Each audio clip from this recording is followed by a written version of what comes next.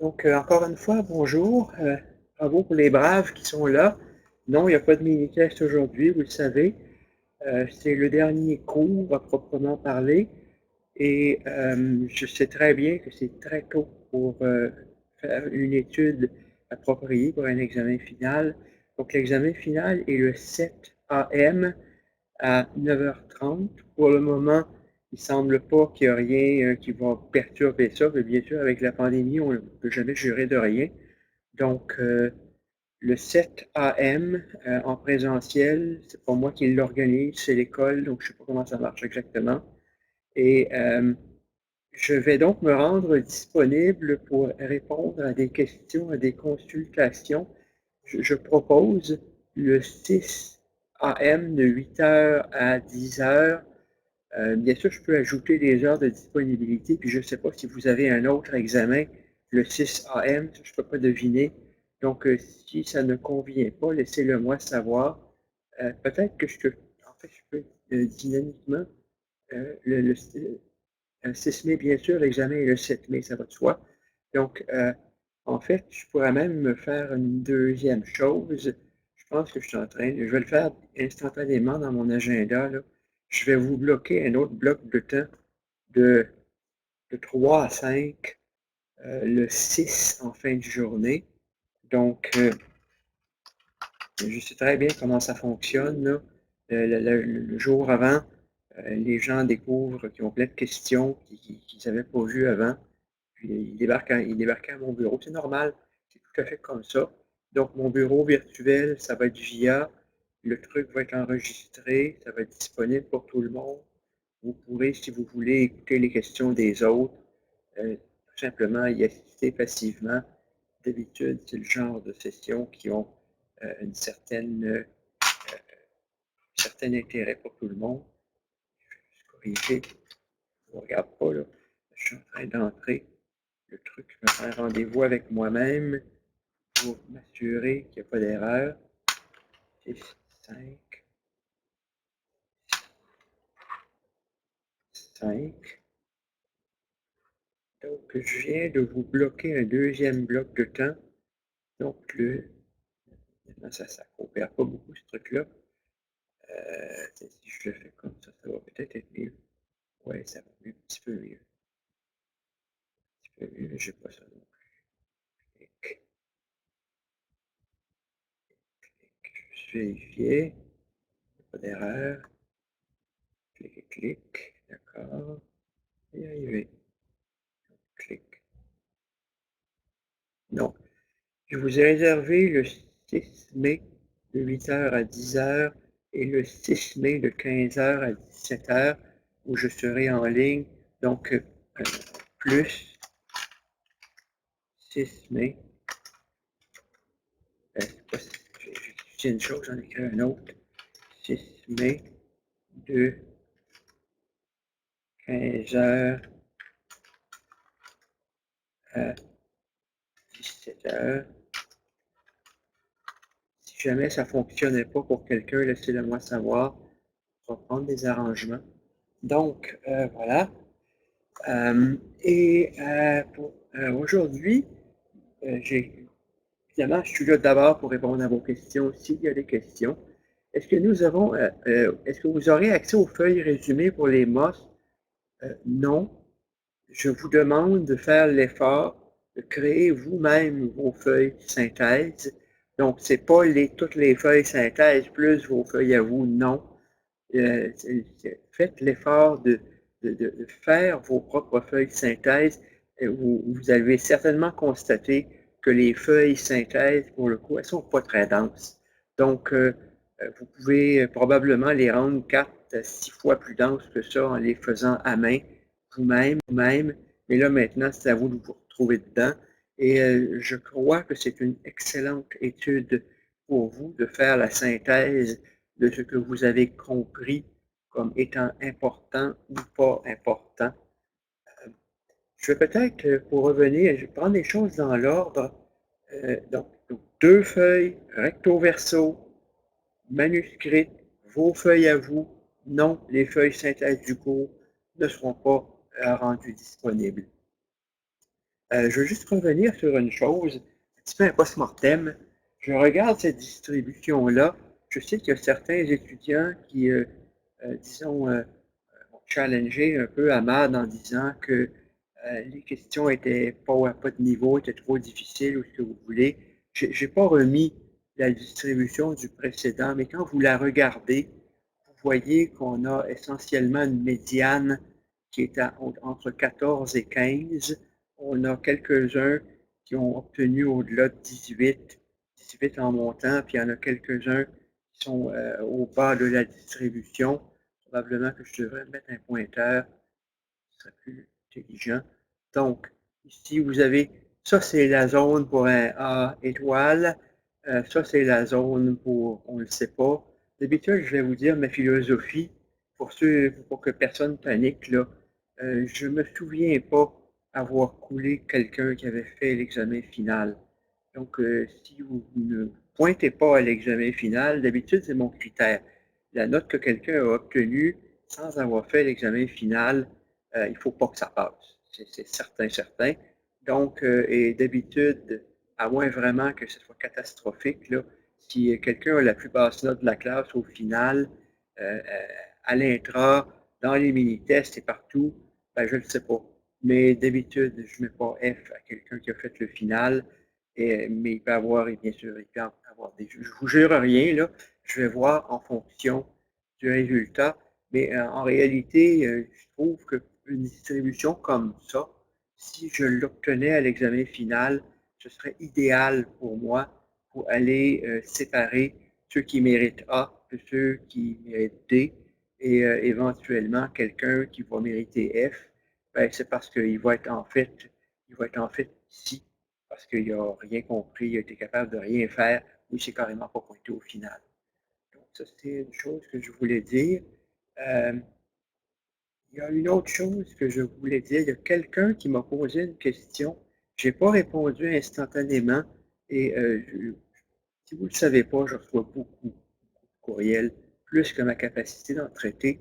Donc, je m'excuse, le courriel a été enterré. Je ne l'ai pas retrouvé ce matin. Je le cherchais. La question se rapportait à, un modèle et, attendez un petit peu, j'espère que j'ai été assez malin de le mettre là. Non, je ne l'ai pas fait. Mauvais point pour moi. Donc, la question se rapportait à qu'est-ce qu'on met sur la formule et parfois, il peut y avoir des choses qui apparaissent contradictoires. Je ne l'ai pas chargé sur VIA, donc vous allez devoir m'excuser pour 2 secondes. Il faut que je retrouve le bon document. Ça va prendre 1 minute pour manœuvrer dans mes milliers de fichiers.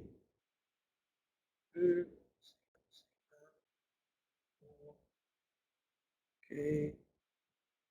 Non, pas là. Là. J'arrive. Je vous oublie pas. Je vous oublie pas. Et la question se rapportait à une formule par rapport au transistor MOS. Et je crois bien que ça devrait être là. Ça devrait être dans l'introduction. Excusez-moi. Problème d'allergie personnellement. C'est pas la COVID. Donc, je m'en vais ici. Production. Je ne sais pas si c'est dans ce module-là. Je reviens dans 3 secondes. J'y suis presque. Ouais.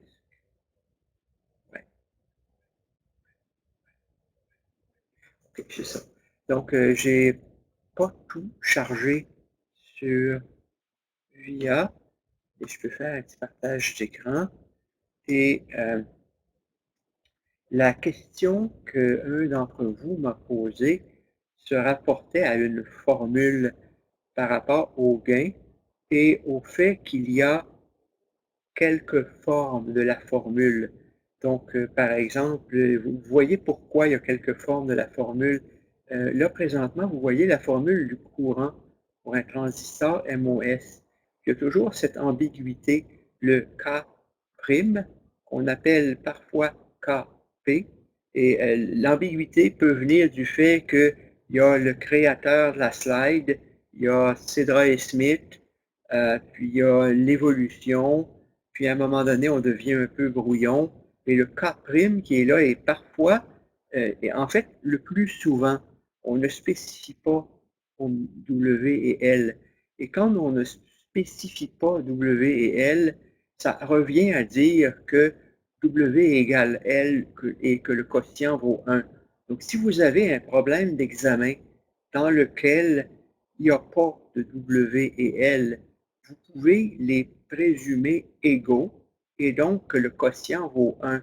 Donc, dans certaines formules où on va retrouver, un GM, je ne sais pas si c'est la suivante, par exemple comme ici, est-ce que j'ai GM ici? Donc là, je n'ai pas le GM ici, mais le K', KP est là. Ça, c'est la formule du gain. Puis c'est sûr que si on va dans le module de cours suivant, maintenant, et donc c'est vraiment l'effort que vous devez faire dans votre synthèse, introduction. Je vais ouvrir le module modèle. Je crois que c'est là que ça se trouve. C'est sûr que le fait d'avoir une feuille synthèse, ça aide énormément, plutôt que de faire ce que je suis en train de faire, qui est de se balader d'un module de cours à l'autre. Euh, Pendant l'examen, c'est pas très, très pratique. Donc, et de la question, et les autres, il y avait cinq formules sur la feuille qu'un de vous m'a envoyé, et il y avait une ambiguïté avec une formule qui avait deux formes, et où on avait une formule pour GM, par exemple, je crois, mais je dis ça de mémoire présentement, un petit peu, il y avait un GM, il y avait un GM là-dedans, et il y a le terme GM qui est ici, et vous, en fait, il faut vous retrouver démêler dans votre change, comme on dit parfois en québécois. Vous avez le grand K qui est égal à 1 demi fois mu CA W sur L. Si W sur L ne sont pas spécifiés, K, grand K est égal à 1 demi de WCA avec K' qui était égal à ce qu'on avait juste avant, qui est le mu CA. Il n'y a pas d'erreur. Tout ça, c'est cohérent. C'est juste plusieurs formes de la même chose.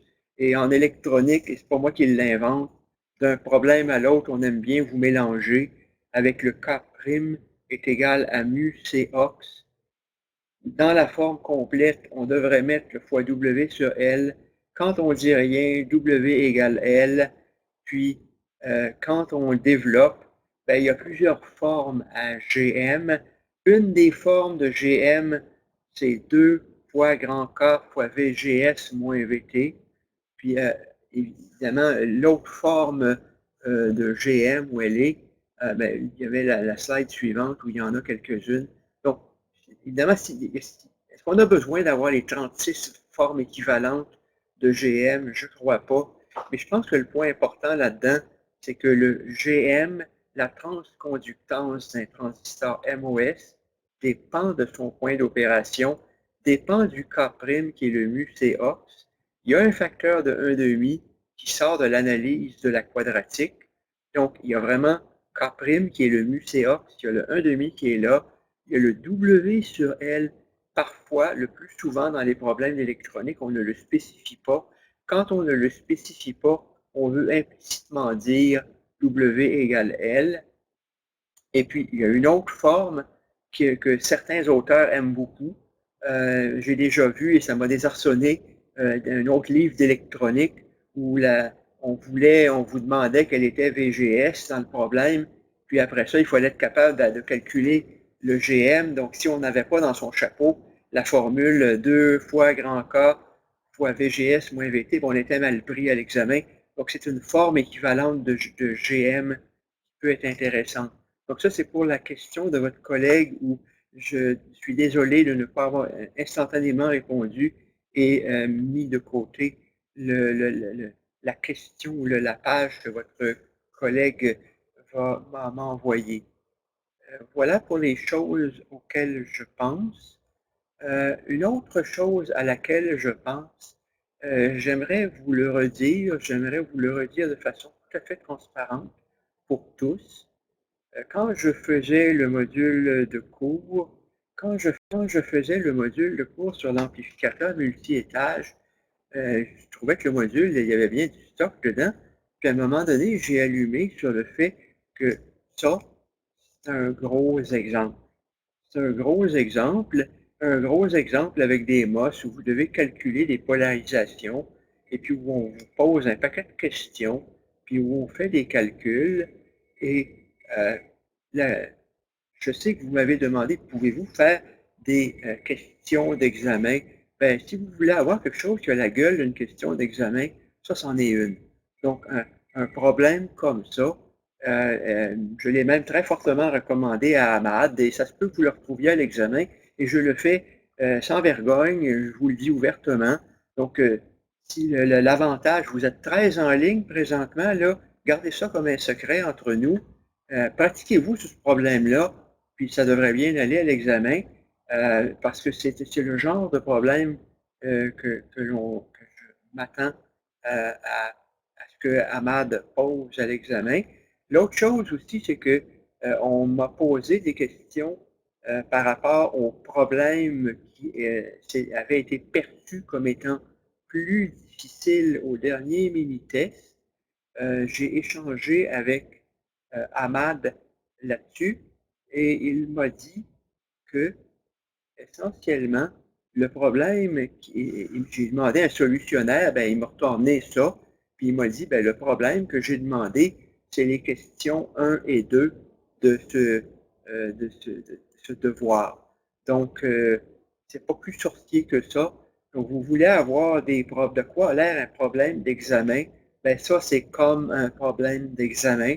Puis, je l'ai dit, je ne sais pas combien de fois, je vous promets que si vous ne faites que lire des solutions, vous arrivez à l'examen et vous n'êtes pas capable de faire le problème. L'autre élément, c'est que même si vous avez appris par cœur comment faire la solution du problème, il y a 1 million de variations qu'on est capable de faire sur ces problèmes-là. Donc, c'est très, très, très facile pour nous de faire une variation qui est mineure quand on comprend le circuit, mais qui nous déroute complètement, qui nous envoie dans le champ si on ne fait que copier une solution. D'accord? Donc, je vous recommande encore une fois les problèmes de ce devoir comme des problèmes de pratique. D'accord? Puis si vous n'êtes pas capable de faire des problèmes comme ça, on a un rendez-vous pour le 6 pour les discuter. Je pense que pour moi, là, le 16 avril, est-ce que c'est le bon temps pour vous autres pour étudier pour l'examen final? Probablement pas. Il y a une chose que j'ai réalisé, que j'ai oublié, une chose que j'ai oublié, que je voulais refaire, je vais retourner pour 2 secondes. Je vais retourner pour 2 secondes dans le mode, oui, oui, le partage d'écran. Donc, je retourne pour 2 secondes dans le mode partage d'écran. Et une des choses que je voulais vous montrer, d'abord, il y a 2 choses. Donc, désolé, je ne suis pas au bon endroit. Je suis pas au bon endroit. Je suis pas au bon endroit. Donc, euh, euh, il y a une contradiction, je vous l'ai dit tout de suite. La contradiction, on ne va pas. euh, quand, quand on a finalisé l'énoncé du laboratoire, il est écrit ici, remise du lab 3 avant vendredi. Ça ne s'applique pas. Ça ne s'applique pas. Ce qui s'applique, c'est ce qui est. Je vais réouvrir le labo. Je vais réouvrir le labo. Je vous arrive dans 3 secondes. Je réouvre le labo 3. Je réouvre le labo 3. Questionnaire. Et ce qui s'applique, c'est pour le labo 3, ce qui s'applique, c'est, si je peux avoir quelque chose pour écrire, ce qui s'applique, c'est ça ici. Oups, je ne veux pas me le donner. Ce qui s'applique, c'est ça. 19 avril à midi. Donc, on vous demande de déposer votre énoncé de laboratoire sur le site tel que vous avez l'habitude de le faire avant midi lundi. Puis il y a une autre chose que je voulais faire aujourd'hui, plutôt que de faire, oui, je vais répondre à des problèmes, puis je vais répondre à vos questions si vous en avez, quand vous en avez, mais il y a une chose que je voulais faire. Euh, un de mes buts en donnant ce cours-là, c'est de vous ouvrir les yeux sur le potentiel de l'électronique. Et je vais aller à ce module-là. Et je pense que quand on est en amour avec l'électronique, parfois on s'emballe et on aimerait communiquer aux étudiants toutes les belles choses qu'on peut faire avec ça. Et j'ai demandé à Nader de me faire un solutionnaire pour un paquet de choses qui sont dans l'énoncé de devoir et qui ont été enlevées. Donc, c'est des questions qui viennent du dernier laboratoire, le Lab 3, et peut-être vous pouvez le regarder ça comme voir de quoi la réponse a l'air. Puis je vous le montre, avantage à ceux qui sont présents en ligne maintenant. Donc, c'est cet amplificateur que je trouve intéressant.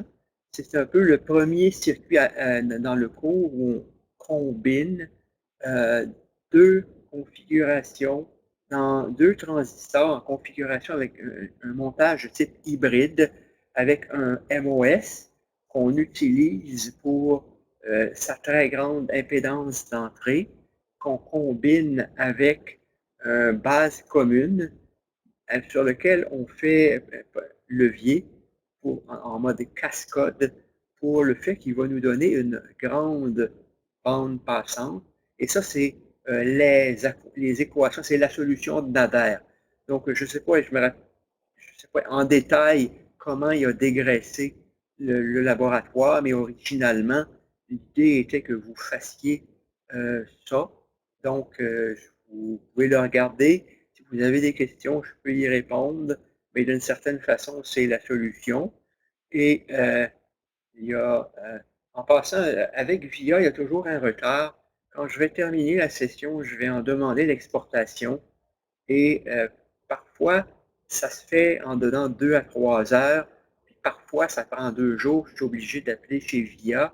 Mais si Dieu le veut, avant la fin de la journée, cet enregistrement va être en ligne et vous pourrez faire pause dessus.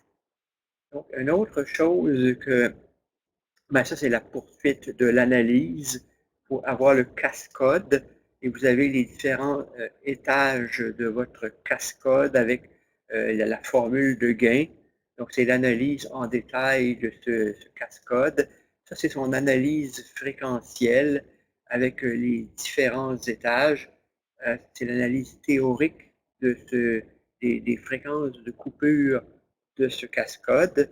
Donc, pourquoi je vous montre ça maintenant? Vous êtes censé, avantage à ceux qui sont présents, vous pourrez vérifier votre solution pour le laboratoire. Normalement, vous êtes censé l'avoir fait à ce point-ci. Puis, le but, c'est pas de vous piéger, mais que vous compreniez. Donc, là où je voulais vraiment vous amener, c'est donc à ces simulations, la simulation du cascode où on fait, ce que j'aime bien, c'est, je vais aller ici. Normalement, il m'a donné la réponse. Donc, ça, c'est carrément la réponse attendue de ce qu'on attend dans le laboratoire en passant. Donc, ça c'est la solution de Nader et il va s'attendre à ce que vos réponses ressemblent à ça, mais bien sûr que vous les ayez fait correctement. Et là, vous voyez le gain que vous avez en sortie, à la sortie d'une source commune. Donc, vous avez le gain à la sortie d'une source commune pour ce montage et vous allez avoir l'autre et normalement, on peut les comparer tous les deux. Attendez un petit peu. Ça, c'est le source commune. Le source commune, ici, puis ça, c'est le cascode. Donc, le source commune est ici. C'est la réponse en bleu.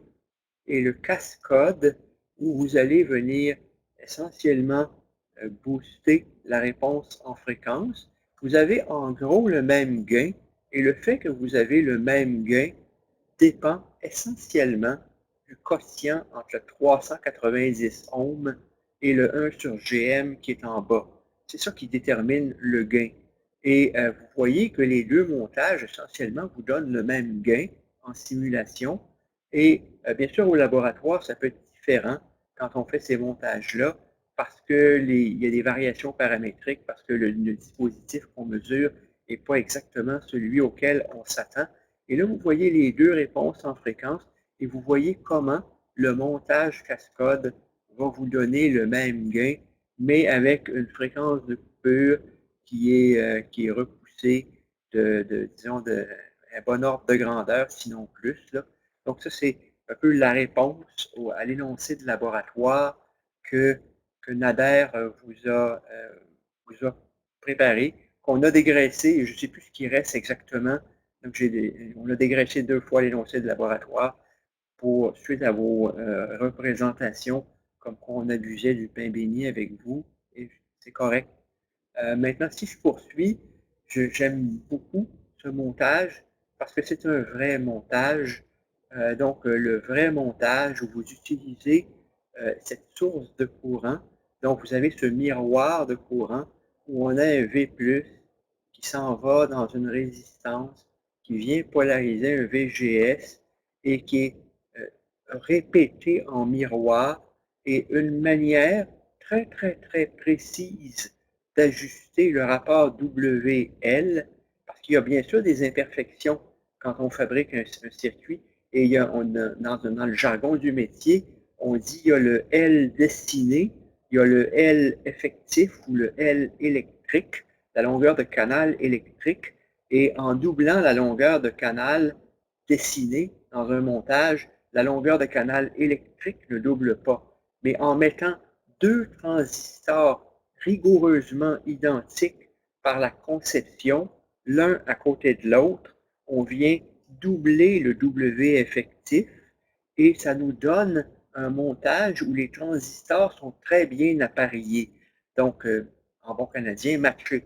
Donc, si vous faites ce genre de jeu avec des transistors dits de taille minimum à l'intérieur d'un circuit intégré, faites pas ça. Ce ne sera pas très, très précis. Ce ne sera pas très, très bon. Si vous venez faire ça avec des transistors discrets. Mais c'est vraiment un montage qui vous amène vers l'intégration. Dans un univers où on peut avoir 1 milliard de transistors sur une puce de disons, une puce d'1 centimètre carré sur une technologie avancée, avoir 1 milliard de transistors, il n'y a pas de problème. Donc, rendu là, on peut dire, les transistors, c'est gratuit. Le centimètre carré de silicium vous coûte 10 et le coût d'un transistor, bien, vous pouvez dire c'est 10 divisé par 1 milliard, ça ne fait pas beaucoup de sous par transistor. Donc, dans cet univers, vous pouvez réfléchir comme si les transistors étaient essentiellement gratuits et par définition, quand ils sont à taille minimum, ces transistors sortent appareillés à une précision d'environ 1 sur 200. Et si vous faites ça, vous pouvez, en assemblant un montage comme ça, où il y en a 1, 2, 4, en série avec un commutateur, une switch. Donc, mettez ce transistor en haut suffisamment en conduction, il va se comporter comme un commutateur analogique d'une impédance négligeable qui va laisser passer le courant de cette source de courant qui va être combiné dans un nœud et vous allez faire une somme de courant Kirchhoff, donc une analyse KCL, une loi des courants de Kirchhoff à ce point, vous montre que les courants sont additionnés et en les additionnant, bien, vous avez le courant en sortie et donc vous avez ce résultat qui est essentiellement votre convertisseur analogique numérique. Vous avez vos valeurs que vous mettez à l'entrée, ça compte, ça monte, et vous convertissez un code dans une valeur analogique. Ensuite, Ça, c'est un exemple. Je voulais vraiment que vous voyiez ça. Parce que ça, je peux vous dire, là, la très, très grande importance de ça me vient d'un étudiant comme vous qui faisait son projet ELE 3000, puis qui vient me voir en consultation. Il me dit, je ne sais pas ce qui s'est passé, monsieur, j'avais un transistor en sortie, j'ai mis 12 volts là, puis j'ai détruit mon microprocesseur. Donc, il y a plusieurs manières par laquelle ça va se produire, mais une des manières, c'est que si votre charge est un moteur, charge est un relais, une charge inductive n'aime pas qu'on lui coupe le courant. Il y a toujours le terme classique, je l'ai déjà dit, je l'ai déjà fait, je vais le refaire ici. Donc, dV, qui est égal à L dI dt.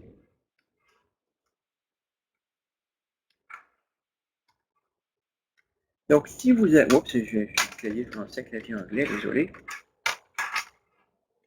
Donc, si vous arrivez dans ce montage et que vous avez un certain courant qui passe dans le transistor ou dans le relais et que vous venez lui couper les vivres instantanément, bien, le DI dt, le transistor, il n'aime pas ça. Et il va se défendre. Il va se défendre en faisant de l'induction. Et vous voyez le 31 volts, je vous dis, mais d'où il sort le 31 volts? Je suis alimenté à quelques volts. Je peux vous dire que dans un autre montage, je suis en train de faire quelque chose qui ressemble à ça. En fait, Aref est en train de faire quelque chose comme ça, qui ressemble dans le cadre de son travail. Puis à un moment donné, il s'est retrouvé avec des inductions de 6 ou 700 volts, qui bien sûr va détruire n'importe quoi.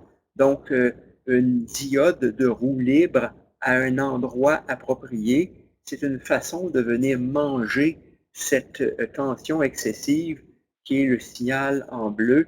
Donc, vous devriez avoir fait ces observations-là au laboratoire. C'est le genre, donc laboratoire simulé, c'est le genre de choses qui est importante. Quand vous, à partir du cours, c'est le genre de choses que vous devriez vous rappeler. Oui, monsieur Juan Anjou, votre micro est ouvert. Le micro est ouvert. Quelle est la question? Est-ce que c'est pour ça ou pour autre chose? Allô? C'est pour Micro la diapositive. mais c'est peut-être mon son qui est faible. Je monte mon son. Allez-y. Vous m'entendez mieux là? Ça va mieux, j'ai boosté la sortie. C'est beau, ça va? Allez-y. Ok. Oui, c'était pour la question précédente que vous avez montrée. C'est pour le convertisseur analogique à numérique. On a une question dans le lab qui dit que, enfin, expliquez c'est quoi le problème avec, avec ce convertisseur. Et j'essayais de comprendre en fait avec la simulation qu'on a eue, qu'est-ce qui pourrait causer problème, mais je ne suis pas certain de la réponse. Vous n'observez pas ça. Vous n'observez, ça c'est la réponse. Puis je regarde en passant, il y a quelque chose que j'aime pas dans la réponse que je vois là. Elle n'est pas très belle en réalité. Normalement, ce montage aurait dû donner des paliers très, très uniformes. Ça donne pas des paliers uniformes. C'est pas très satisfaisant pour moi, mais en gros, c'est l'idée. Donc, si je retourne ici, donc, d'abord, est-ce que vous êtes d'accord sur le principe de ce que vous devriez observer? Donc, est-ce que je regarde ce montage, d'accord? J'ai une tension d'alimentation. J'ai ici, nominalement, en première approximation, j'ai un VGS. J'ai un VGS et le VGS doit être au-dessus du seuil.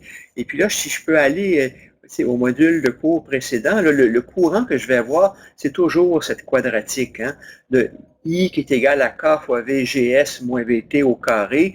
Et donc, VDD moins RDID moins VGS. Donc, ça vous donne la tension d'alimentation. Puis vous avez le ID qui est égal à K fois VGS moins VT. Vous pouvez résoudre manuellement. Bien sûr, Spice fait ça tout seul. Spice, LT Spice fait ça directement pour vous. Mais donc, il y a une certaine polarisation que l'on impose sur cette grille qui dépend de la tension excédentaire. qui est la solution de la formule. Est-ce que c'est compris pour vous, ce bout-là? Oui ou non? Je suis pas sûr. Est-ce que vous voulez que j'élabore ou pas? Oui, s'il vous plaît. Vous voulez que j'élabore? OK. Donc, la théorie. La théorie, c'est que vous allez avoir, et je vais le résumer, je l'ai fait plusieurs fois, hein, mais c'est correct. Donc, j'ai VDD moins 10K fois ID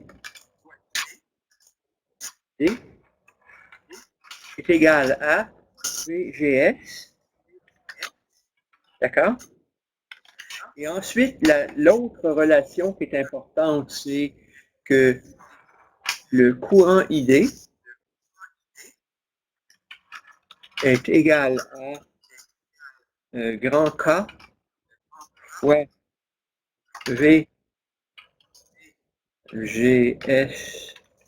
moins VT au carré. Là, évidemment, dans un problème d'examen, ça vous prend grand K, ça vous prend VT, ça vous prend tout le bazar. Et on ne vous demande pas vraiment de résoudre analytiquement le problème, mais pour le résoudre analytiquement, il vous faut trouver K, il vous faut connaître VT. Là, vous pouvez combiner ces deux équations et résoudre pour ID. Je ne vais pas le faire maintenant, ça va juste prendre du temps pour rien. Il n'y a rien de compliqué là-dedans. Donc, vous pouvez venir substituer ID dans la formule qui est en haut. VDD est une constante. Et ça vous donne une relation en VGS carré et en VGS. Vous appariez vos termes et vous faites la résolution. Et une fois que vous avez trouvé ce VGS, et ça vous donne aussi un VGS. Est-ce que ça va pour ça? Oui, oui, ça c'est bon. Et une fois que vous avez trouvé ce VGS, il est par définition exactement le même pour tous les transistors. Ça va?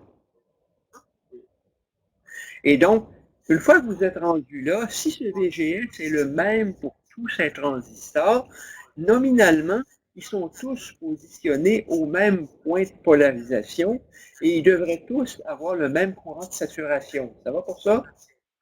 Oui, oui, oui. Donc, là, vous devriez avoir, si vous avez un courant I ici, vous devriez avoir I, vous devriez avoir 2 I, vous devriez avoir 4 I. D'accord? Vous pointez les différents. Je vois pas ce que vous pointez, mais. Vous le voyez ou vous ne le voyez pas? Vous pointez quelque chose avec un pointeur? La qualité, ça coupe quand vous parlez. Est-ce que vous pouvez, s'il vous plaît, reposer? Je n'ai pas bien entendu ce que vous avez dit. Vous avez dit que plusieurs valeurs de courant, mais ces différentes valeurs de courant que vous avez pointées, elles sont où? OK. Regardez, sinon je vais pas prendre le surlignage. Il y a le premier est ici. Le deuxième est ici. C'est un nœud de somme de courant Kirchhoff. Et ça, c'est un nœud de somme de courant Kirchhoff. Et là, ici, vous devriez avoir, si je m'en vais à mon outil texte, vous devriez ici avoir, si vous avez, je m'en vais sur mon outil texte, si vous avez, texte, si vous avez I ici, donc I nominal, c'est pas 1 mais I, vous allez avoir à cet endroit-là, vous allez avoir, ah zut, c'est pas ça que vous pouvez faire. Pourquoi il a fait ça? Ben, c'est pas grave, c'est correct, ça va quand même pas méchant, là. Outil texte, vous allez avoir I à cet endroit-là, vous allez avoir outil texte, 2I à cet endroit-là, outil texte, clic, s'il te plaît, 2I à cet endroit-là. Vous devriez avoir, c'est l'idée, c'est l'intention, d'accord? Et vous devriez avoir, je reprends l'outil texte, 4i, et c'est un nœud Kirchhoff, d'accord? Et c'est l'intention du concepteur, d'accord? Ça dépend bien sûr. Est-ce que votre transistor est dans le mode triode, tralala, tralala, tralala? 4i. Et à l'évidence, quand je regarde la simulation de Nader, donc je triche pas, c'est la solution, c'est la simulation. c'est pas ça. Comment je fais pour enlever le zoom? Je suis coincé, j'ai fait un zoom, je sais pas comment l'enlever. Comment j'enlève le zoom ici? Ok, moins, d'accord. J'apprends. J'apprends comment fonctionne cet outil encore. Donc, voilà. Je suis revenu ici. Là, à l'évidence, moi, il y a quelque chose que j'aime pas dans ce montage-là. Donc, si je suis en train de concevoir ce circuit-là, ce que vous voyez, qui n'est pas correct là-dedans, là, c'est l'irrégularité des paliers. Vous la voyez? Oui, Bon. Si vous êtes au laboratoire, mettons que je vous demande, hey, qu'est-ce que tu observes ça? Discute. Qu'est-ce qui se passe dans ton montage? Mais ce qui se passe dans mon montage, c'est il y a un problème. Là, mon intention de concepteur n'a pas été respectée. Parce que je m'attendrais à ce que quand mes signaux de commande C0, C1, C2 soient actifs, ce soit comme une table de vérité. 0, 0, 0, 0, 1, 0, 0. 0, 1, et ainsi de suite. Là. Et si vous développez la table de vérité, en fait, je peux le. Je vais. Ah, c'est pas une fonction tabulaire ici, mais l'idée ici, ben, je vais le faire pour deux lignes, vous pourrez généraliser, OK? Ah, zut, je refais une autre fois, il revient. D'accord? Je reviens, je m'en viens ici au petit texte, OK? Quand vous avez le code 0, 0, 0, ça donne 0i. Quand vous avez le code 1, 0, et on pense vraiment, c'est un convertisseur numérique analogique, hein, c'est vraiment le raisonnement. C'est comme ça que ça marche. Là, vous allez avoir une fois i. Quand vous allez avoir 0, 1, 0, ça va vous donner 2 fois i. Quand vous poursuivez avec 1, là, évidemment, si vous avez compris le manège, je suis en train de faire une table de vérité. Mais peut-être que vous avez fait le cours de logique 1, mais ça ne devrait pas être sorti pour vous une table de vérité. Donc, je suis en train de faire une table de vérité pour le montage d'un convertisseur numérique à analogique. D'accord? Et l'intention du concepteur est que le transistor qui est les transistors les transduits. Plume, où est-tu plume? Plume est ici. Couleur de la plume, j'aime pas cette couleur, mais je vais le faire comme ça. Ce transistor, et ce transistor, l'intention du concepteur, c'est d'en faire des commutateurs, des switches, et de les mettre on ou off, dépendant si c'est 0 ou si c'est 1. Bien sûr, pour que l'intention du concepteur soit respectée, il faut que le courant I soit suffisamment petit par rapport à la résistance on de ce transistor. Si les transistors sont tout pareils, qu'il n'y a pas assez de tension et que le courant est trop élevé, là, je suis en train de violer mes hypothèses de travail.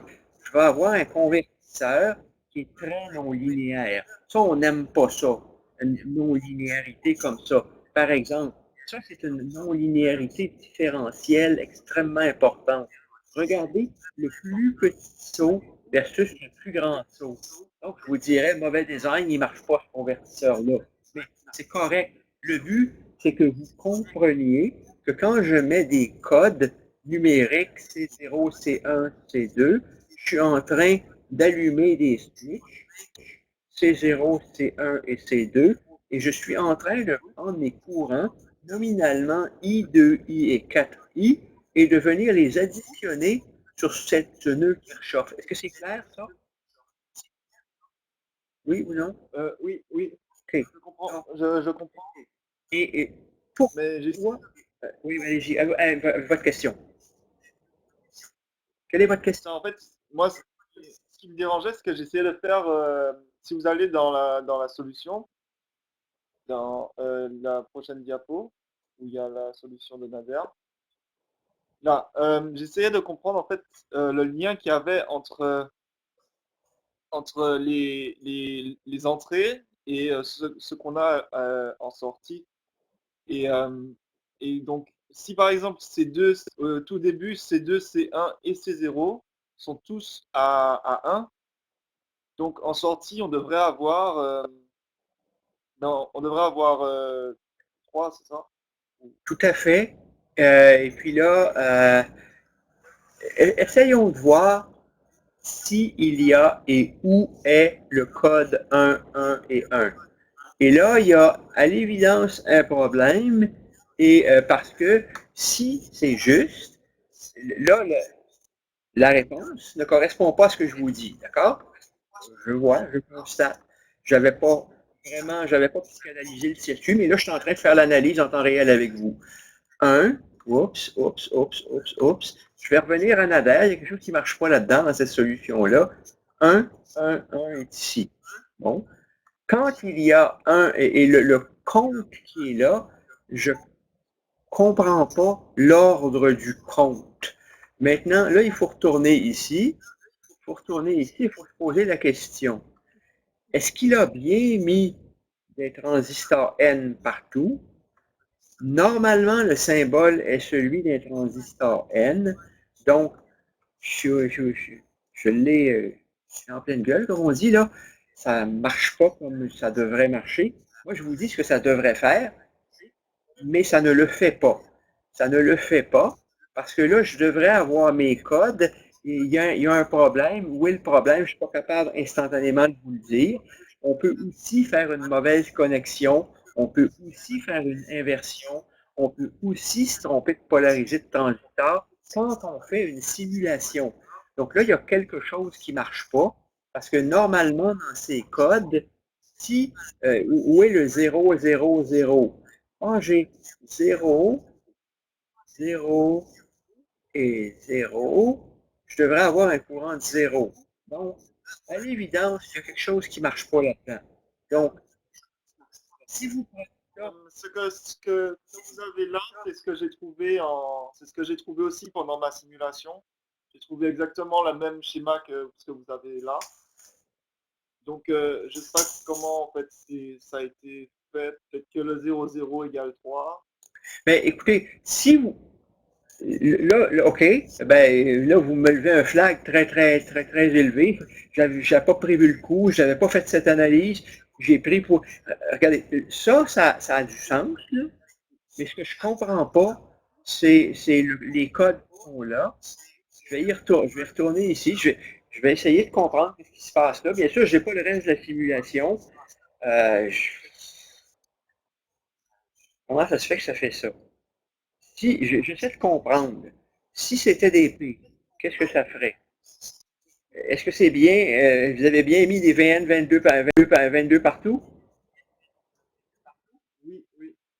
Ça me donnait exactement le même résultat que ce qu'il y avait dans la simulation. OK. Donc, OK. Ben, si vous obtenez la même réponse que Nader, vous faites la même simulation que Nader, déjà, ça va bien. Mais là, moi, j'ai un problème, c'est que ça ne colle pas du tout avec la théorie. Quelle est la tension V+? Quelle est la valeur de V+, s'il vous plaît? attendez, je sais pas ouvert tout de suite. Je peux aller vérifier. Là, M. Tournier veut contribuer. M. Tournier, j'allume votre micro. Qu'est-ce qu'on comprend pas? M. Tournier? J'ai quelque chose de vraiment plus constant. Comme j'ai fait le même montage, là, mais j'ai quelque chose que les paliers sont tous constants. Constant, ça veut dire quoi? Le niveau, je dois dire que pour moi, cette simulation-là n'est pas correcte. Là. Et quand vous dites constant plus uniforme, est-ce que Oui, c'est ça. les sauts, c'est ça que c'est censé donner. C'est ça que c'est censé donner. Mais ça peut dépendre. Le montage peut devenir hautement non linéaire si les switches ne sont pas suffisamment polarisés. Si l'amplitude sur C0, C1, C2 n'est pas suffisante. Si le courant est trop grand. Donc, il y a plusieurs choses qui peuvent se passer. il faut que le R-on de ces transistors, pour que ça marche comme je le décris, il faut que le R-on des transistors soit petit devant le I, que le R-on-I soit petit. Si tel est le cas, la switch s'efface, elle disparaît. Donc, ça me rassure, M. Tournier, que vous dites que si on a les bons paramètres, on obtient un comportement différent. Ça, c'est la réponse de Nader. Et je ne sais pas si vous avez des paliers plus uniformes, ça va bien. Le bout qui me déroute, cependant, dans ce montage, c'est que la correspondance entre le code, parce que là, les switches qui sont là, ce sont des commutateurs N, et les commutateurs N sont censés être activés par un 1 sur la grille. Quelle amplitude vous avez utilisé, M. Tournier, sur les signaux C0, C1, C2? C'est quoi? Quelle est l'amplitude que vous avez mis? Oui, c'est 3.3 comme c'était annoncé. OK. Qu'est-ce qu'il y a dans la simulation de Nader? C'est bien 3.3. Donc, 3.3 devrait être suffisant pour allumer mes commutateurs. Et est-ce que vous obtenez la bonne correspondance entre les codes et les valeurs? J'ai que 1, 1, 1, ça me donne la valeur la plus basse. Est-ce que vous obtenez une correspondance entre un code numérique binaire et les valeurs de courant? Il y a une chose, je viens de comprendre un lapsus. Là, j'allume, OK? J'allume Vout. Vout est égal à VDD moins 1K fois I total. Donc, je raisonnais à l'envers. Okay? Ce que Nader montre ici, c'est Vout. Donc, les codes sont inversés. Ah, d'accord. Donc, OK, là, le circuit est correct. Quand j'ai 0, 0, 0, j'ai Vout qui est au maximum. Et là, il y a quelque chose qui m'échappe. Pourquoi cette tension? La tension qui est là est bizarre. Pourquoi j'ai ici, qu'est-ce que j'ai là? J'ai 1,1 volt. Okay? Pour avoir 1 volt là, il faut qu'il ait fait la simulation. La seule manière que je vais avoir 1 volt, c'est en utilisant 1 volt de V+. Donc, autrement dit, la tension qui est là et la tension qui est là ne sont pas pareilles. Parce que normalement, si mes trois transistors, quand j'ai 0, 0 et 0, les trois transistors sont off. Quand les trois transistors sont off, Vout doit être égal à V+. Bien sûr, ça dépend quelle charge il y a de l'autre côté. Avez-vous une charge dans le montage? Non, on n'a rien. Vous devez avoir Vout est égal à V+. Et là, OK, 0, 0, 0, Vout doit être égal à V+. Cette simulation semble correspondre avec un V+ de 1 volt. Ouais, c'est ça, non, c'est Vout. Lui, il a utilisé 1 volt, mais nous, on a utilisé 10 volts. Voilà la différence. Et donc, la raison pour laquelle le montage de Nader est hautement non linéaire, c'est qu'il n'y a pas assez de voltage. C'est aussi bête que ça. Donc, c'est cohérent. Je suis content d'avoir trouvé mon erreur de réflexion. Donc, c'est vraiment le Vout, c'est VDD moins 1 kΩ fois le courant total. Mais dépendant et ça, c'est l'intention du concepteur. Mais pour que l'intention du concepteur se matérialise, ça, il faut bien qu'il y ait assez de tension, puis il faut que les transistors soient dans le bon mode, saturé et triode. Ça va? Donc, vous avez tous les éléments. Donc, M. Wanajou, vous pouvez retourner sur votre simulation, puis ajuster le V+, jouer avec le V+, puis vous pouvez faire comme M. Tournier, puis vous retrouver avec un montage qui vous donne votre VDD moins RI avec une très belle linéarité. Et quand vous aurez obtenu une progression où évidemment, il y a une inversion qui se passe. Puis elle est où l'inversion? L'inversion, elle est dans le moins RI. D'accord? Okay. D'accord. Et en passant, dites pas constant, dites uniforme. Les paliers sont uniformes, c'est le bon terme à employer. Donc, ça veut dire que dans le jargon de ce genre de circuit-là, on dirait que la non-linéarité différentielle est petite. Et la différence entre l'amplitude des paliers, c'est la non-linéarité différentielle. Et le plus grand écart que vous allez trouver avec le code attendu, par rapport à une conversion numérique analogique, c'est là où vous allez avoir la non-linéarité intégrale. Mais ce cours n'est pas un cours sur les convertisseurs numériques à analogiques. On ne va pas vous poser une question comme ça à l'examen. C'est complètement au-delà du niveau du cours. Mais l'idée est de dire que ben, voici un montage fait avec des transistors comme vous les avez utilisés dans le cours. Et ça fait un convertisseur numérique à analogique qui peut être assez précis et assez calibré, assez uniforme. Est-ce que vous avez des questions? Moi, je suis là pour vous. Il y avait peut-être ben, je sais pas si, je pense que je n'avais pas tout à fait terminé le bloc. Ah oui, l'amplificateur différentiel. L'amplificateur différentiel, ça, c'est un vrai montage. C'est un vrai montage qu'on fait pour vrai, là. Puis quand on a un amplificateur différentiel basique, typiquement, on se donne un miroir de courant, le miroir de courant qui est en bas. On se donne un miroir de courant. La paire différentielle, c'est M1, M2.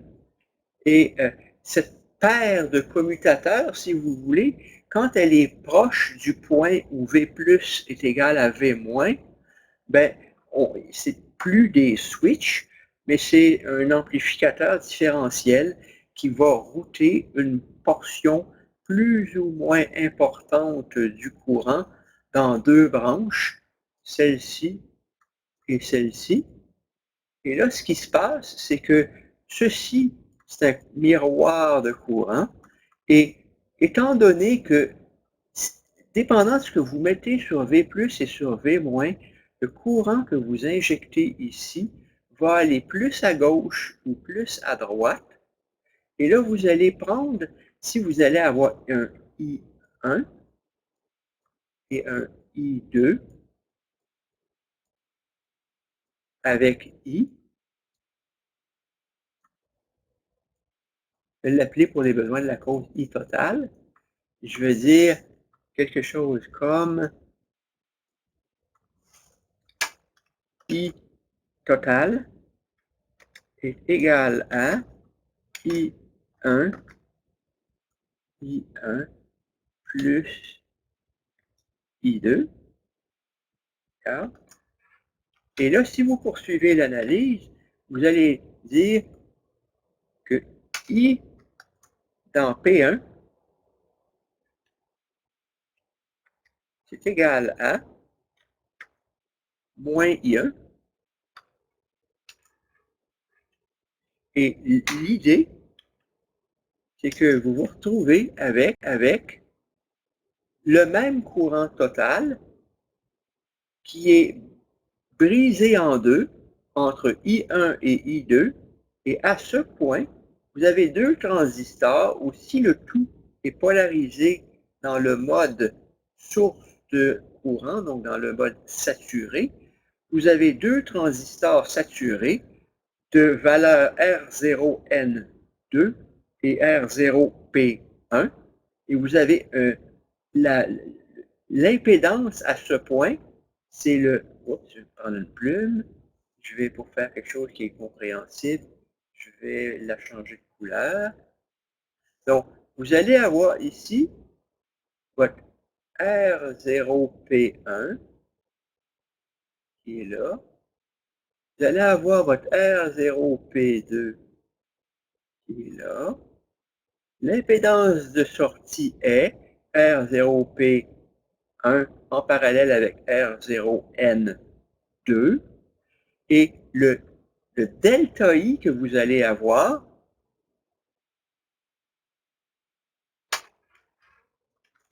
ça va être égal à I2 moins I1. Donc, si I2 plus I1 est égal à I total, I2 moins I1 non. Puis le delta I, quand vous avez V plus est exactement égal à V moins, si les deux transistors sont exactement identiques, I1 est exactement égal à I2, et si I1 est exactement égal à I2, vous allez avoir le point de repos. Et là ensuite, c'est une analyse petit signal. L'impédance de sortie, c'est R01 en parallèle avec R02, et le delta I que vous allez induire dépend de la différence. Bien sûr, on pourrait faire tout ça d'une façon analytique, mais si on le fait avec tous ces transistors, vous voyez, les équations seront belles, mais on ne veut pas faire ça. On s'en va sur Spice, puis on se fait une analyse, puis on constate qu'on sait fabriquer un amplificateur différentiel. D'accord? Là, je ne sais pas pourquoi lui fait des glitches. Ça, ça dépend vraiment, ça dépend véritablement ce que vous mettez aux entrées. Là, je suis un petit peu perturbé par tous les glitches qu'il y a là-dedans. Là. C'est peut-être pas normal que ça donne des glitches comme ça, mais le signal de sortie, c'est supposé être votre signal amplifié. Je ne comprends pas pourquoi il y a les glitches dans sa sortie ici. C'est vrai que je le constate en discutant avec vous, là. C'est peut-être pas ça que ça devrait donner. Si vous mettez un signal différentiel entre V sig 1 et V sig 2, donc par exemple, vous mettez une valeur, mettons que vous mettez 5 volts ici, vous mettez 2 volts, mettons, peut-être avec les VN 22, 22, 5 volts passés. Avec des VN 22, 22, je mettrais 10 volts en haut. Avec 10 volts en haut, avec 4 volts ici, 4 volts là. Donc, vous pourriez avoir 4 volts. Et là, vous mettez 4 volts ici, puis là, vous mettez 4 volts plus 0,1 sinus. Et là, vous devriez avoir en sortie une sinusoïde amplifiée, possiblement même saturée, parce qu'un montage comme ça peut donner un gain de 50 facilement. Donc là, je ne comprends pas ce résultat simulé, il me perturbe. Là. Je vais retourner le discuter avec Nader. Je dois vous dire que ça m'a échappé. Je n'ai pas pris le temps de psychanalyser ce résultat de simulation, mais c'est en gros ce que ça devrait donner, mais c'est un amplificateur différentiel. Je ne sais pas ce que j'ai d'autre là-dessus. Ben voilà, c'est quand il marche. En réalité, je ne comprends pas vraiment. Il faudrait que je demande à Nader, c'est quoi ça, là? Ça dépend vraiment des signaux. Est-ce que ça correspond au cas où il y avait un très, très, très petit signal à l'entrée? Je ne sais pas. Je comprends pas ce résultat-là. Ça, c'est, selon moi, le résultat qui est attendu. Donc, et là, vous allez avoir un signal en sortie qui est amplifié par rapport au signal en entrée, résultat attendu. D'accord? Et là, ben, il vous montre à toutes sortes d'endroits, mais c'est vraiment le comportement attendu d'un amplificateur différentiel. Et je suis conscient que quand je fais ça dans le cours, quand je vous explique dans le cours ce montage, je suis conscient que je peux en faire paniquer plusieurs. Mais entre le montage que je viens de montrer et les différents montages, je peux vous redire encore une fois, il y a une résistance de polarisation qui est ici. Plusieurs fois je le dis. Il y a des NPN ou des MOS, so what? Un transistor PNP ou un transistor P, so what? Un transistor NPN ou un N, pareil. Je pense de la même façon. Quand il y a assez de tension sur VCC, un VBE ici ou un VTH, pour moi, c'est pareil. Bien sûr, le transistor bipolaire s'active beaucoup plus durement au-delà de VBE, qu'un transistor MOS s'active, l'excédent entre VGS et VTH doit être substantiel pour faire passer le courant. Ce n'est pas le cas sur un bipolaire, ce qui fait que le bipolaire est plus facile à analyser, mais c'est la même chose. VCC moins VEE moins 2 VBE divisé par 39 kΩ, courant de polarisation, courant qui est rapporté ici, courant qui est rapporté ici. Et là, vous avez qu'est-ce qui se passe dans l'étage d'entrée. L'étage d'entrée, je dois dire, il est un peu déroutant au niveau du cours ici, mais définitivement, j'efface un petit peu, parce que à la fin du cours, dans votre vie, quand vous allez utiliser un amplificateur opérationnel, la bête qu'il y a dans le petit boîtier, c'est quelque chose comme ça. Et quand on le regarde, bien là, une question, puis c'est une question, moi je vous le dis là, mais j'ai déjà eu des étudiants bien après avoir gradué qui posaient la question, est-ce qu'on a le droit de faire ça? Pourquoi on a le droit, si je mets 10 volts ici, d'abord, est-ce que j'ai le droit de faire ça sur un amplificateur opérationnel? Si vous allez voir, d'habitude, quand on commence, on dit on a moins VCC, moins VEE, puis plus VCC, moins 5 plus 5, moins 10 plus 10. Est-ce que j'ai le droit de le polariser en 0, 10? Du point de vue de l'amplificateur, on s'en fout. Tout est complètement relatif. Tout flotte. Donc, tout flotte et ce nœud, en fait, les nœuds Vin moins et Vin plus n'ont aucun problème à atteindre VCC et n'ont aucun problème à atteindre VE et n'ont aucun problème à atteindre VEE plus 2. Si vous voulez atteindre, si vous voulez vous approcher avec un 741 à 1,5 volts d'alimentation, là, il va commencer à souffrir d'habitude. Parce que c'est vos VCE SAT, vos VBE qui sont plus là. Là, vous commencez à saturer, vous commencez à sortir du mode source de courant.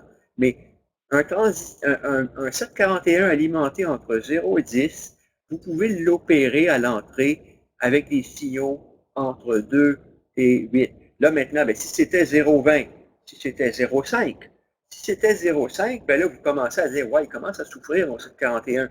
Je veux m'en servir dans un environnement 0,5 volts avec polarité unipolaire. Est-ce que je peux encore utiliser un 741 alimenté entre 0 et 5? Il n'est pas tout à fait fait pour ça, mais ça va encore marcher. Vous avez une plage d'environ 1 volt au milieu. Et pourquoi ça marche? C'est parce que ce nœud-là, il flotte. Il flotte parce qu'il est le point de bataille entre deux sources de courant. Et vous avez, donc il y a deux sources de courant qui se battent et le potentiel sur ce nœud, c'est le potentiel commun que vous avez sur Vn plus et Vn-, moins une tension de diode, moins deux tensions de diode. Donc, si vous avez un potentiel ici, qui, quand il est décalé de deux tensions de diode, vous donne un potentiel interne tel que vous vous approchez pas à moins de VCE SAT de la tension d'en bas et à moins de VCE SAT de la tension d'en haut, ce nœud va flotter. Et vous le faites flotter comme vous voulez, parce que le courant qui est ici, par rapport au courant IB qui est là, le courant IE est HF fois plus grand, donc c'est multiplié par HF1 divisé par HF6, et le courant qui est ici est assez petit. Donc si ça vous prend 6 microampères, si le courant de polarisation d'un amplificateur opérationnel est de 10 microampères, le courant que vous allez injecter ici est à hauteur de 10 microampères. 10 microampères dans un R09 puis un R013 en parallèle, celui-là, il flotte. Vous en faites ce que vous voulez par le mode commun imposé sur les deux. Ça, c'est l'analyse en polarisation. Une fois que vous avez votre courant ici, ce courant ici est reflété en miroir, et là, vous prenez ce nœud, et ce qui est intéressant de ce module de cours, c'est qu'on vous dit, vous devez regarder ce montage comme un amplificateur différentiel avec une sortie courant. Donc, il va injecter son courant en plus ou moins, dépendant de plus ou moins, puis il l'injecte dans quoi? Ben, il l'injecte dans un Darlington. Donc là, vous savez c'est quoi un Darlington? Q16 et Q15, c'est un Darlington. Et vous avez donc votre source de courant qui est ici. Votre courant est reflété là. Et là, vous avez... Et ça fait quoi dans la vie? Un petit peu déroutant au début, mais ça émule un delta V. Dans un des montages, un des montages qui a dérouté pas mal de monde au Vinitest, il y avait une source de 2 volts. Bien, ça, c'est une manière de fabriquer une pseudo-source flottante. Ce montage est une pseudo-source flottante. C'est un delta V. Et c'est quoi la valeur de delta V?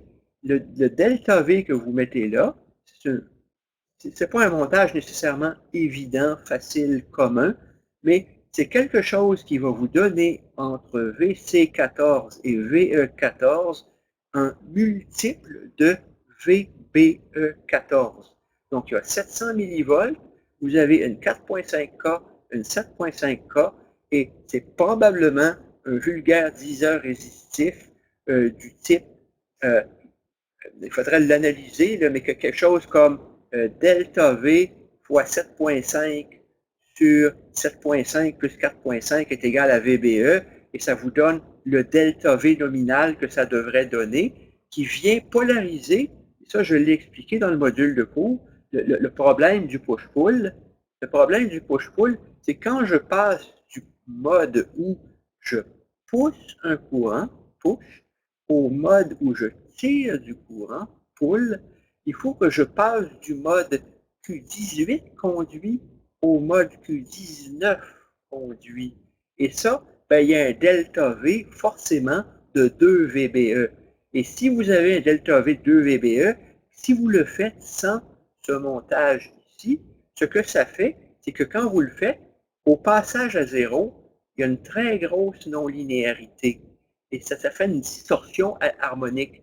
Donc, sans ce montage, on appelle ça un classe B dans les amplificateurs, et vous avez une zone qui est une zone morte qui correspond à 2 VBE sur ce point, et ça introduit une non-linéarité très importante. Est-ce que je peux prendre un 741 pour en faire un bon ampli audio du hi-fi avec 80 dB de distorsion, moins 80 dB, moins 90 dB de distorsion harmonique? Mais peut-être pas. Peut-être pas. Et qu'est-ce qu'il faut pour le faire? Bien, si vous voulez gagner, améliorer la non-linéarité de votre ampli, un concepteur d'ampli audio, ce qu'il va faire, c'est qu'il va augmenter légèrement et suffisamment le delta V entre ces deux points pour que Q18 et Q19, quand il n'y a pas de signal, Q18 et Q19 conduisent.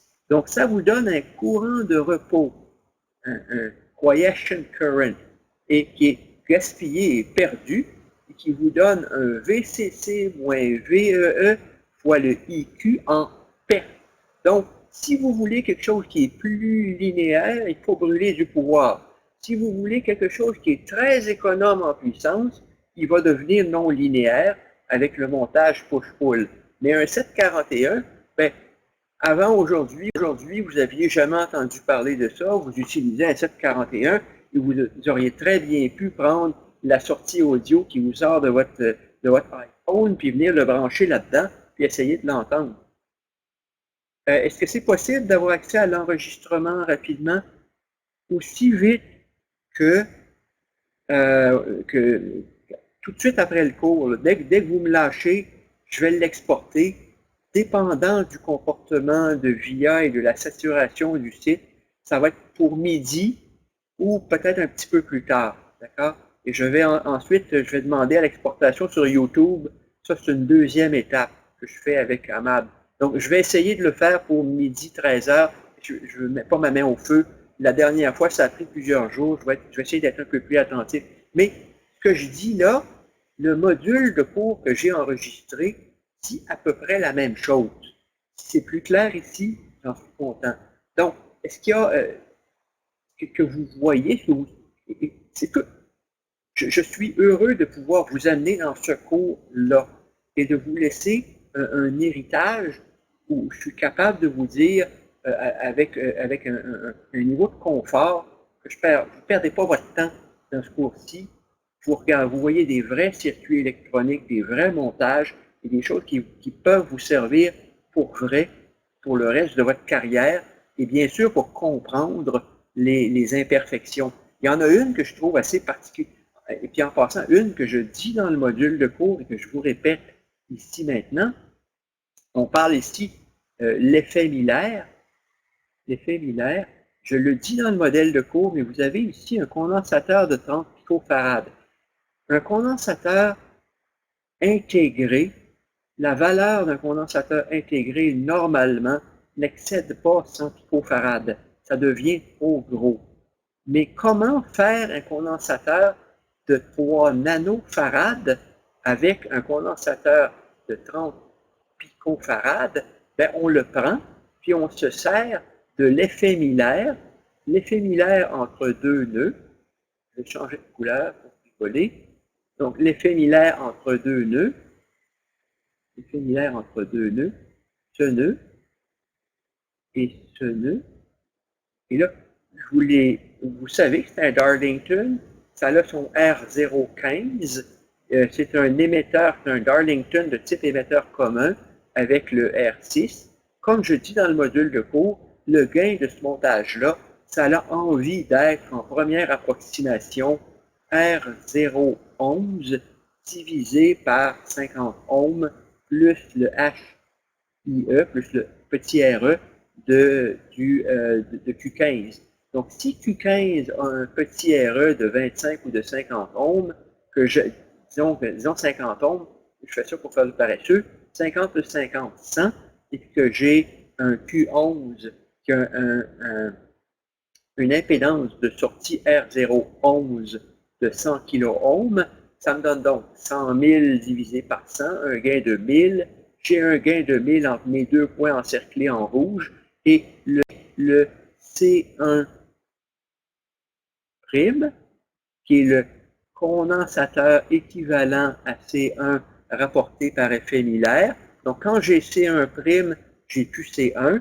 Et donc, ce C1' devient donc le condensateur Miller. Et il fait deux choses. Il détermine le pôle dominant et la bande passante. Quand vous avez un 741 qui coupe à 10 Hz, c'est ce condensateur-là qui le fait. Le 10 Hz qui est ici. Le 10 Hz. Okay? Maintenant, on a aussi dit que c'est un ampli. On a aussi dit que ça, c'est une sortie courant. Et quand vous prenez un courant et que vous l'injectez dans ce condensateur Miller, ben, qu'est-ce qui va se passer là? C'est que ça va vous donner essentiellement le slew rate de l'amplificateur, le taux de montée maximum de l'amplificateur. Et donc, vous pouvez, c'est ce que je dis dans le modèle de cours, hein? Si vous avez un petit signal, c'est la bande passante qui compte. Si vous avez un grand signal, soudainement, c'est plus ça qui compte, c'est le slew rate. Donc, il y a un taux de montée, donc ce qu'on appelle le slew rate, taux de montée, et le taux de montée maximum, il est déterminé par le courant de sortie du montage, qui est c'est une autre relation fondamentale à ne jamais oublier, vous la connaissez depuis toujours dans votre circuit, c'est delta V est égal à C delta. Mon cerveau est bloqué là. Q est égal, je retourne mon fondamental. Q égale C. Là, vous êtes en train d'accéder là mon catalogue d'équations à ne jamais oublier. Q est égal à C delta V. Donc, si Q est égal à IT, donc quand vous avez Q, c'est pas I fois T. Donc, et là, si je retourne ici, je suis en train de le rebâtir en vous parlant, là. Donc, ici, ici,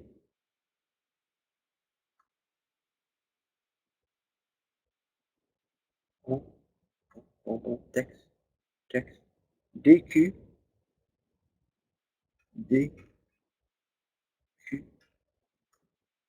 DQ, je vais le faire comme ça, DQ est égal à I, dt, ce qui me permet de faire dq est égal à I dt, et puis une autre relation fondamentale, c'est Q.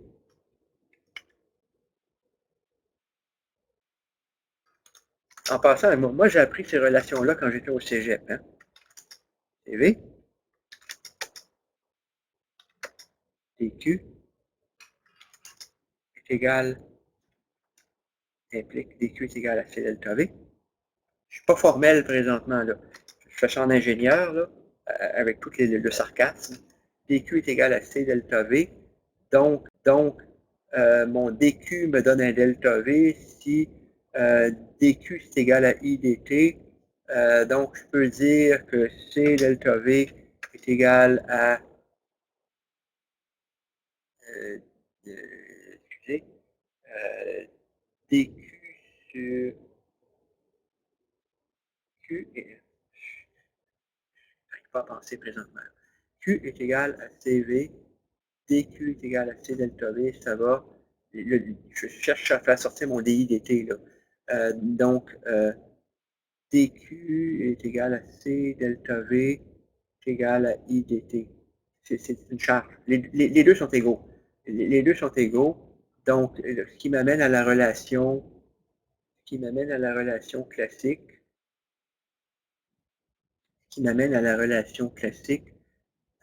en charge équivalente.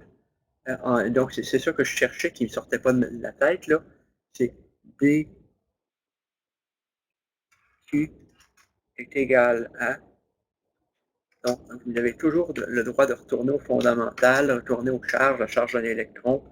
C'est dV est égal à I dt, que vous pouvez manipuler comme dI dt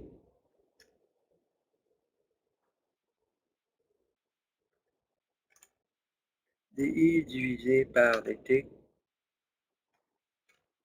Non, c'est dV sur dt que je veux. C'est slow rate. Je cherche dV divisé par dt est égal à I sur C.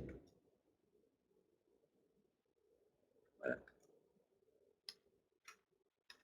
Donc, c'est fidèle à la philosophie du cours. J'ai un ensemble d'équations réduites en tête.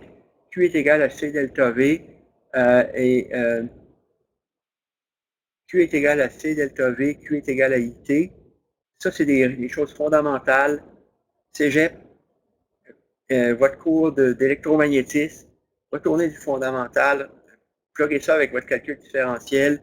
dV sur dt est égal à I sur C. Le C qui est là, j'ai le I qui sort. Si j'ai le I qui sort et j'ai le C qui sort, j'ai le dV dt, puis le dV dt qui est là, c'est le flow rate. Voilà. C'est un peu le petit retour que je voulais faire pour finalement vous dire que ça, c'est un peu costaud, là.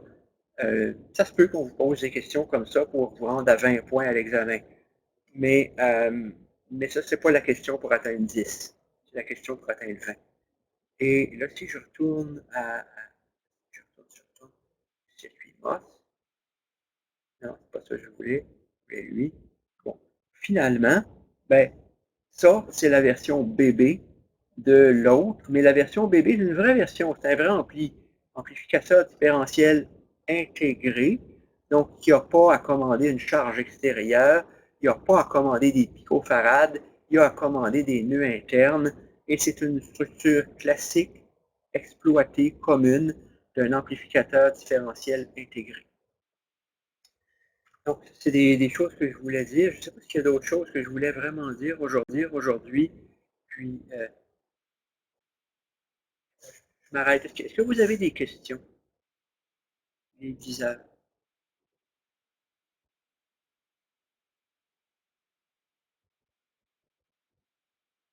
Donc, pour risque de me répéter, je vais me permettre de remonter en haut.